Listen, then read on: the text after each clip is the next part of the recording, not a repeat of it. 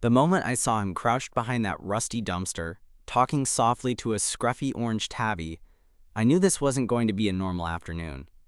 I had been chasing that same stray cat down the alley for the last 20 minutes, and suddenly here was this stranger, calm and collected, trying to coax it closer like he'd done this a dozen times before.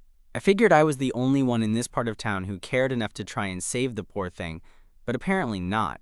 I'm not someone who usually goes out of his way for stray animals.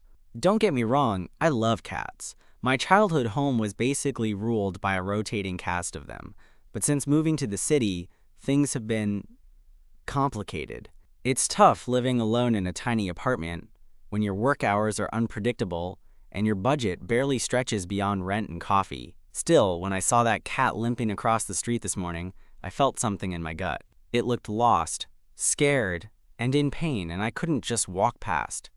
So here I was, jeans scuffed, shirt sticking to me with sweat from the mild June heat, ready to give this alley the old college try. I had a bag of dry food in my backpack and a little carrier I picked up from a shelter last week, thinking maybe I'd actually get a chance to use it. That's when I caught sight of this guy. He had dark hair that curled just enough to look messy, but not unkempt, and he was wearing a soft gray hoodie and faded jeans. The kind of outfit that looked like it belonged to someone who knew this neighborhood well. Maybe that was why he seemed so confident. He glanced up when he heard me approach, and I swear I saw a flicker of surprise. "Hey, you're after the orange one too?" he asked, voice low but warm. Like we were sharing some secret mission. I nodded, trying to keep my cool, even though I was suddenly a little self-conscious about looking like an amateur in front of someone who clearly had experience. "Yeah, I've been tracking it since this morning. Looks hurt. Thought maybe I could get it checked out." He smiled, a quick, genuine thing that made his brown eyes crinkle at the corners. "Same here. I've been feeding it around here for a couple of months. It's shy, but it trusts food." He held out a small tin of wet cat food. "This usually works." I raised my bag. "I've got dry food and a carrier. Shelter's nearby. Maybe we should team up?" He nodded. "I'm Mark, by the way." "Eli." We didn't shake hands. Too awkward in the middle of an alley with a cat that might bolt any second. But something about the way we fell into step together felt natural. Like we were two sides of the same coin, each with a part of the solution. It was strange how quickly that connection sparked, but there it was. The cat, who'd been frozen in place, watching us with wary eyes, suddenly twitched its tail and took a hesitant step toward Mark's offering. That little movement was enough to ignite my hope. Maybe today wasn't going to be just another day of city noise and missed chances. Maybe it was the start of something else. But just as I was about to suggest we get closer, a loud clang echoed down the alley, and the cat bolted, slipping through a narrow gap between the dumpsters, vanishing before we could hardly react. I cursed under my breath, frustration bubbling up, but Mark just looked at me with that same calm, steady gaze. "Not over yet," he said with a grin, and I believed him. "Not over yet," Mark said, grinning like he'd just issued a challenge. I wasn't sure if he was trying to hype me up or psych himself out, but either way, I found myself smiling back. We moved quickly, sidestepping piles of trash and dodging puddles left over from last night's rain. The alley was a labyrinth of narrow corners and hidden doorways, a place the cat knew better than we did. I could feel my heart beating faster, partly because of the chase, but mostly because something about working with Mark made me feel more alive than I had in weeks. "Have you seen it around here before?" I asked as we rounded a corner, voices low. "Yeah," he said, glancing over his shoulder with a hint of pride. "This alley runs behind the apartments I manage. The cat's been showing up for a couple of months now. I started leaving food out, hoping it'd trust me enough to get it inside." I nodded, impressed. "That takes patience," Mark shrugged. "It's worth it. You get attached." We stopped at the end of the alley, where a chain-link fence separated us from a small community garden that looked like it belonged in some better neighborhood, with flowering bushes and a few benches. The cat was nowhere in sight. "Think it went through here?" I pointed to a narrow opening in the fence. Only one way to find out. Mark ducked under the fence and gestured for me to follow. The garden was eerily quiet. The scent of earth and flowers was a stark contrast to the garbage and grime we'd just left behind. I thought about how strange it was that in this city, two completely different worlds could exist side by side. The garden felt like a secret oasis. We moved through the bushes cautiously. I kept an eye on the ground, hoping to spot some sign of the cat. Footprints, fur caught on a branch, anything. Instead, all I saw were broken flower pots and a couple of empty benches. Then, a faint meow broke the silence. Mark froze, then motioned for me to be quiet. The sound came again, soft, pained.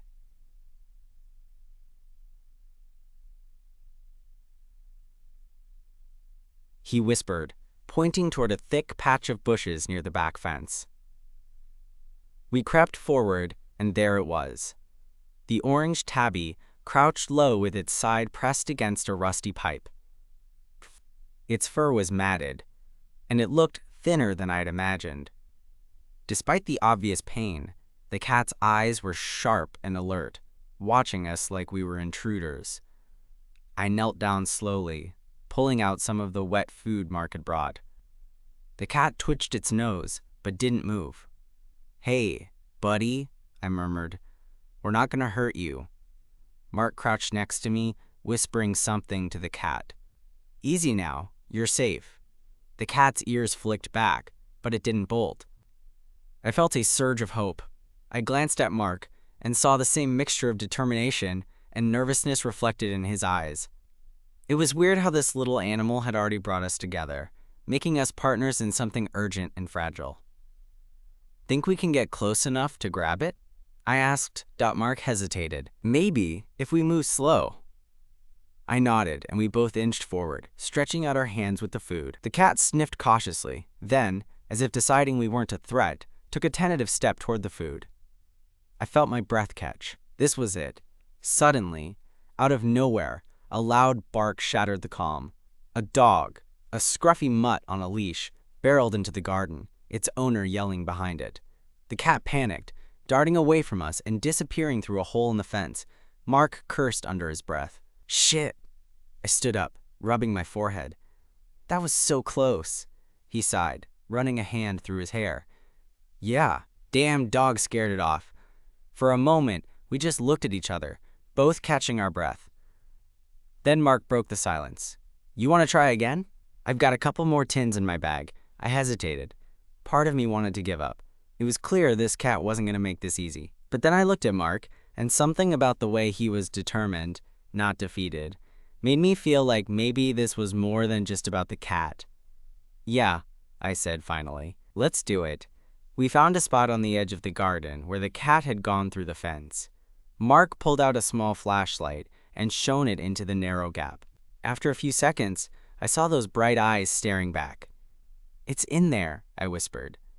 Mark smiled, that easy, genuine smile again. "Looks like we're gonna have to crawl in after it." I blanked. "Crawl? Seriously?" He shrugged. "Better than losing it for good." I took a deep breath. My shirt was already damp, my knees scraped from the alley, but I wasn't about to chicken out now. Mark went first, slipping through the gap like it was no big deal. I followed, fumbling a bit and scraping my hands on the rough wood. It was tight, dark, and smelled like mildew, but at least the cat was close.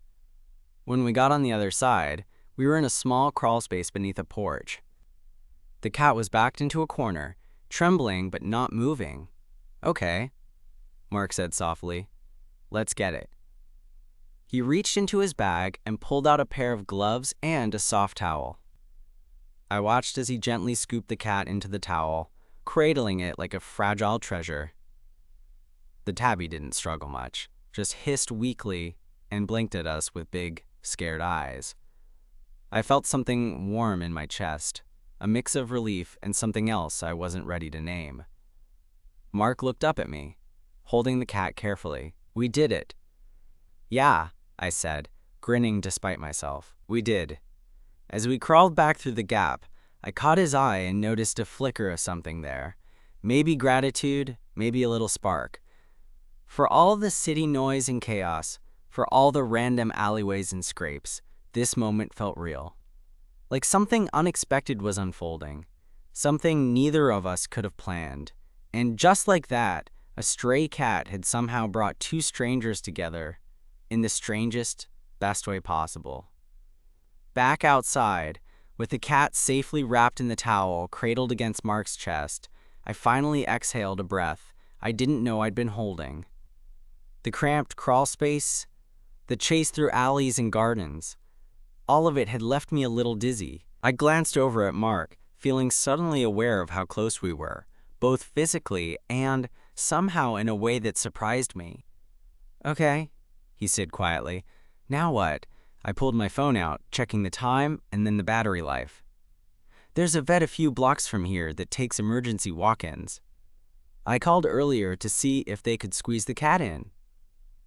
Mark raised his eyebrows. "Nice work. You're more prepared than you let on." "Yeah, well," I shrugged. "I've been thinking about trying to adopt a cat for a while now. Just never really found one that needed me as much as this little guy." Mark smiled, and I caught the flicker of something. Was it a hint of admiration? "Looks like this one found you first." He stood up and started carefully walking down the alley, taking long, careful steps so the cat wouldn't get jostled. I followed, the two of us moving in sync for the first time since this whole mess began. The walk to the vet was quiet, but not awkward. It was a kind of comfortable silence you get when you both know there's a story unfolding, but you're not rushing to fill it with words.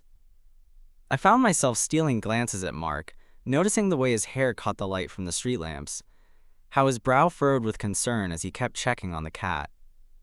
When we reached the clinic, the receptionist took one look at the cat wrapped in the towel and immediately ushered us into a back room. The vet came in a few minutes later, a kind-looking woman who spoke softly as she examined the cat.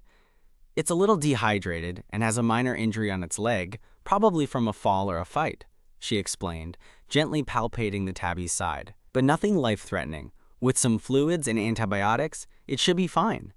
I felt the tension in my chest ease for the first time all day. Mark let out a breath he didn't realize he'd been holding. "She needs to stay here for a day or two," the vet continued. "We'll keep her comfortable and check for any other issues."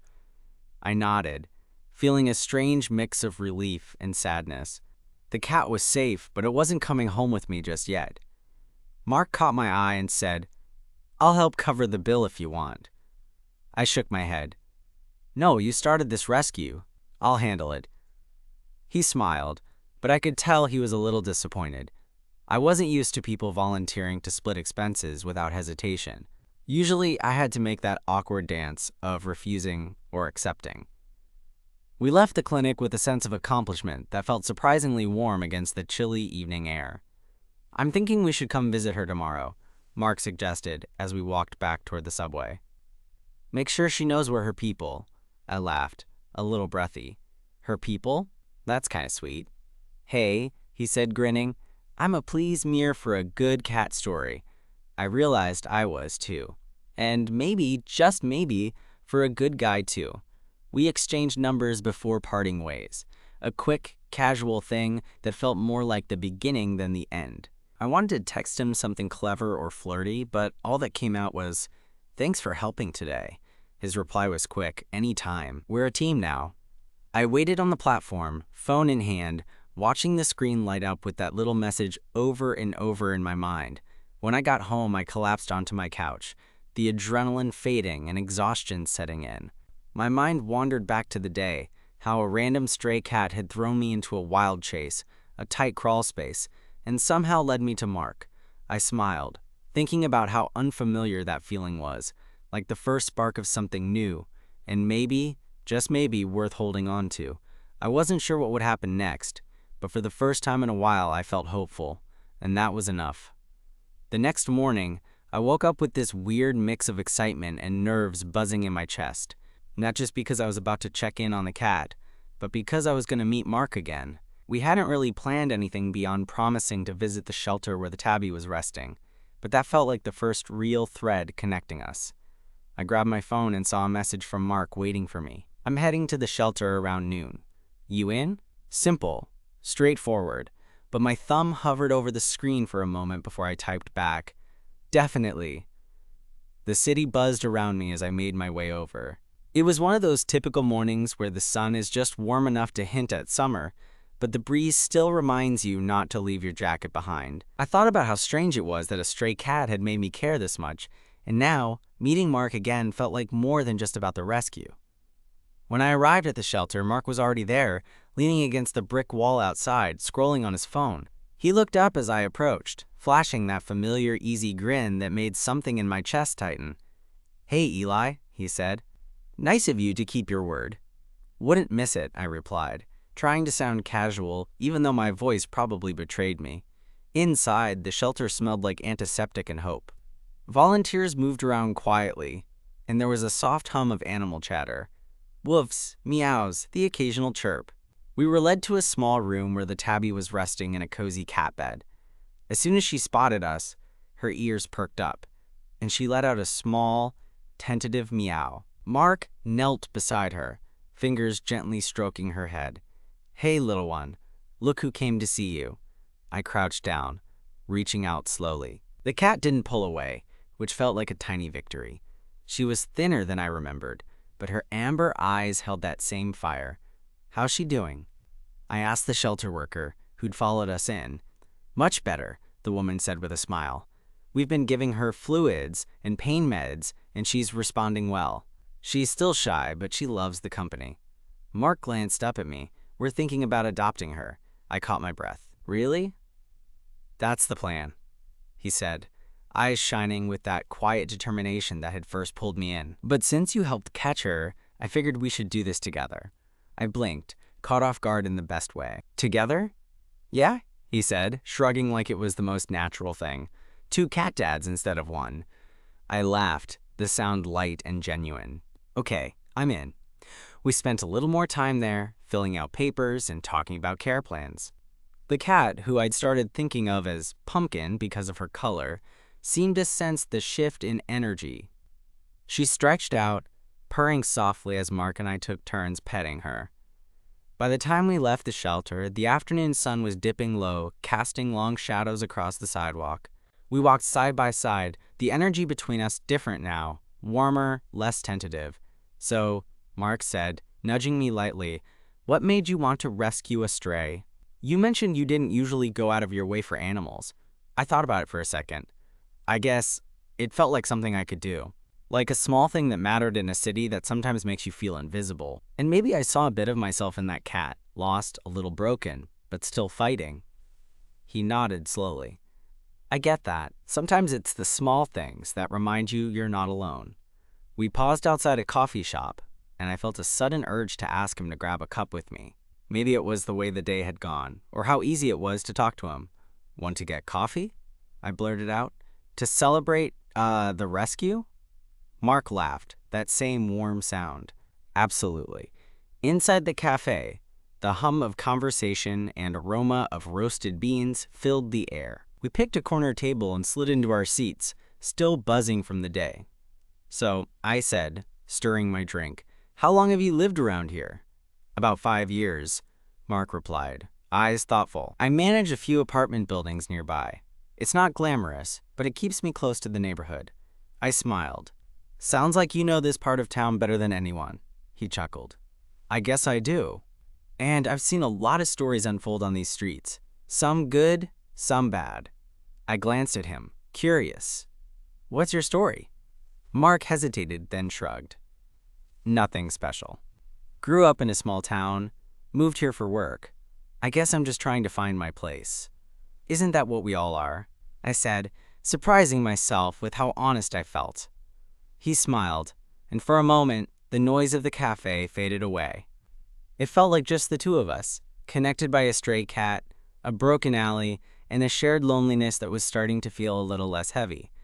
As we talked, laughed, and planned our next visits to the shelter, I realized this rescue was turning into something I never expected. Not just a mission to save a stray cat, but maybe, just maybe, a chance to find a little rescue of my own. After that first coffee, things between Mark and me started to shift, but it wasn't in some dramatic Hollywood romance way. No sudden declarations or grand gestures, just little moments that, over time, began to feel like they mattered more than I expected. We kept visiting Pumpkin at the shelter. Sometimes me, sometimes Mark, sometimes both of us together. It became our thing. These quiet afternoons watching her settle in, watching her grow more comfortable with us. And with each visit, it felt like Mark and I were falling into a rhythm. We'd talk about anything and everything. Work stuff, favorite movies, that weird neighborhood bar that makes the best nachos, that kind of banter that feels effortless. One evening, a week after that first visit, Mark texted me out of the blue. "Pumpkin gets to come home tomorrow. You in for the big move?" I grinned at my phone and quickly typed back, "Absolutely." "What time?" We agreed to meet at his place around noon the next day, and I couldn't help feeling this mixture of nerves and excitement. Not just for Pumpkin, but for the moment itself, like we were about to cross some invisible line. When I got to Mark's apartment, I wasn't sure what I was expecting. Honestly, I had no idea what Mark's place would look like, or how it would feel to be in someone else's space for what might be the start of something.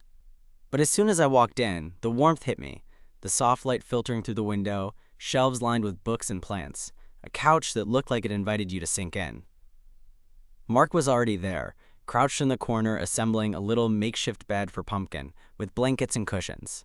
When he looked up and saw me, his smile was that same easy, genuine thing that had made me feel connected from the start. "Ready?" he asked. I nodded.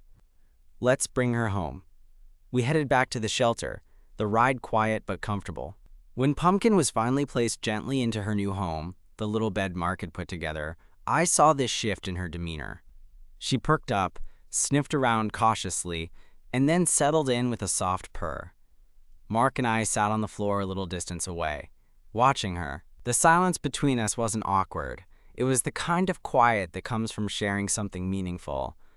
I finally broke it. You ever think about how weird it is? How a stray cat can bring two people together? Mark chuckled softly. "I think it's kind of beautiful. Like we were both looking for the same thing. And this cat led us there." I glanced at him, heart thudding a little faster. "Yeah, I feel like maybe I was lost too." He met my gaze, and for a moment it felt like all the noise and chaos of the city fell away. Me too. That afternoon, we didn't try to define anything or rush into something. Instead, we just sat there, talking softly about everything and nothing, the kind of easy companionship that feels rare. Over the next few weeks, Pumpkin became the official third member of our little setup. She was still shy, but with each day she grew braver, often curling up on the couch between us, or batting at the stray thread on Mark's sweater. And Mark? I found myself wanting to spend more time with him, not just because of Pumpkin, but because there was this quiet kindness in him that made me feel seen. We cooked dinners together, took walks through the neighborhood, and shared stories about the parts of our lives we hadn't told anyone else. One night, after a late dinner and several episodes of some sitcom we discovered on a streaming service, I found myself leaning a little closer to Mark on the couch. He caught my eye and smiled, that slow, thoughtful smile that made everything else fade. "Eli," he said softly. I swallowed, heart racing. "Yeah?" He reached out and brushed a stray piece of hair behind my ear. "I'm really glad that cat showed up in our lives." "Me too," I whispered. And then, just like that, our lips met. Gentle, tentative, but full of everything we hadn't said. It wasn't perfect. Also, it was messy and real, like everything else that had brought us here. But it was ours. Afterward, we stayed close, wrapped up in the quiet warmth that had been building between us. I thought back to the day I chased that stray cat down a grimy alley and how, in the middle of the chaos, I found something unexpected. Love, maybe, or at least the beginning of it. After that first kiss, things settled into a rhythm that felt both new and familiar, like finally finding the right groove after fumbling for a while. Mark and I started spending more time together, not just hanging out because of Pumpkin, but because we genuinely liked each other's company. There was an ease to it, like talking to an old friend you'd just met. One Saturday morning, I showed up at Mark's place with a bag full of groceries, mostly snacks and way too much coffee, ready to attempt cooking dinner because, honestly, I figured food would be a good way to keep seeing him without the awkwardness of dates. Mark laughed when I announced my culinary intentions, but he didn't protest. We ended up in his kitchen, which was small but cozy, the kind of place that smelled faintly of basil and old books. Mark was chopping veggies while I tried to figure out how to use the stove without setting off the smoke alarm. "Need help with that?" he teased as I wrestled with a pan. "Only if you want to risk the fire department showing up." I shot back, grinning. He moved closer and showed me how to adjust the heat. The closeness made my heart skip. Not because he was some unattainable model, but because his presence was warm, reassuring in a way I hadn't expected. While dinner cooked, Pumpkin wove between our legs, purring like the soundtrack to our makeshift kitchen dance. Mark scooped her up and set her on the counter, where she promptly tried to steal a piece of bell pepper. "Hey," he laughed, chasing after her. I watched them both, feeling this swell of affection that was hard to put into words. Here we were. Two guys, a rescued cat, and a small kitchen that suddenly felt like the center of everything. After dinner, we sprawled on the couch, exhausted but happy. Mark reached over and tangled his fingers with mine without any hesitation. "Funny how a stray cat brought us together," I said quietly. He squeezed my hand. "Yeah, I was just thinking about how I never thought I'd have someone to share this with." I looked at him, really looked, noticing the little things, the way his eyes softened when he smiled, the laugh lines that showed he smiled often. It was the kind of connection that sneaks up on you, changing everything without a big announcement. A few weeks later, we started spending more time at my apartment too. It was smaller than Mark's place, a little messier, but it had my energy all over it. Old posters, a stack of books, and the scent of coffee that was probably stronger than it should be. One evening, after Pumpkin had tired herself out chasing a stray string, Mark and I found ourselves sitting cross-legged on the floor, surrounded by scattered papers and empty coffee mugs. We were trying to coordinate a weekend trip to his parents' place upstate, a plan that felt both thrilling and terrifying. "My folks are really looking forward to meeting you," Mark said, a little nervous. I laughed, trying to brush off my own nerves. "I'm more worried about meeting your cat's in-laws," he nudged me playfully. "You're gonna be fine. Just be yourself." Those words echoed in my head as we drove out of the city the next morning. Pumpkin safely nestled between us in a travel carrier that she had reluctantly accepted after about 10 minutes of protest. The countryside was a different kind of beautiful. Wide open spaces, fresh air, and that quiet that you can't find in the city. Mark's parents' house was cozy, surrounded by tall trees and flowering bushes. They greeted us warmly, and I could tell Mark was relaxed in a way I rarely saw. Throughout the weekend, I got glimpses of who Mark was outside the city. The son, the brother, the man who had roots and stories that stretched beyond our shared urban adventures. His parents were kind and easy to talk to, and they welcomed me like family in a way that made my chest ache a little. One afternoon, Mark took me to a nearby lake, a spot he'd loved since he was a kid. We sat on the shore, feet bare in the cool water, watching the sun dip low. "I'm glad you came," he said softly. "Me too," I whispered, leaning into him. We didn't need to say much after that. The silence was comfortable, filled with that quiet promise that whatever came next, we'd face it together. Back in the city, life felt different. I noticed details I hadn't before. The way Mark's hand fit perfectly in mine as we crossed busy streets. How Pumpkin followed us on lazy Sunday mornings, weaving between our feet like she knew this was home now. One evening, a few months in, Mark and I were sitting on his balcony, city lights sparkling below us.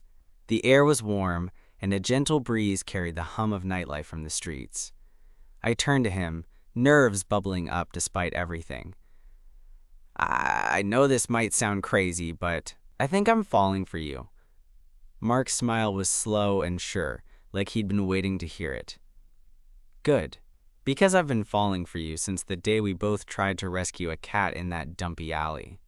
We laughed, the kind of laughter that feels like relief and hope all at once. Then, without thinking, I reached out and kissed him, this time with no hesitation, no second guessing.